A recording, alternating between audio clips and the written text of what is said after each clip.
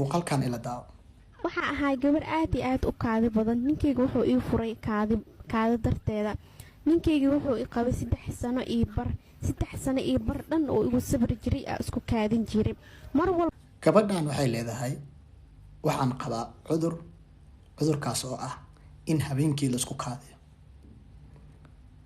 in habeenkii la isku kaadiyo waa cudur, waa la daaweyn karaa. ma ah in gabadha loo furo la dhaxa waryaa kuma qabayo aniga habeenkii isku kaadisa iga tag, kaas waa doqonaan leeyahay aniga. gabadha ninka furay oo waa kaadisa darteed ku furay waa doqon. gabadha cudur walba ay qabto waxaa waajib ku ah inaad ka daweysid, isbitaalada aad geysid muxuu asiga si ay cudurkaas hayo oo ilaahay ugu qaado. ma aha inaad dhahdid muxuu saddexda dalaaq waa qabtaa iga furanta oo kale maxaa yeelay waa isku kaadaysaa oo kale. dulli waay kaas, ma fiicna.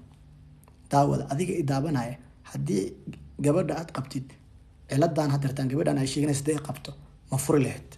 su-aasha jawaabteeda commentiga igula wadaag. kheyr badan.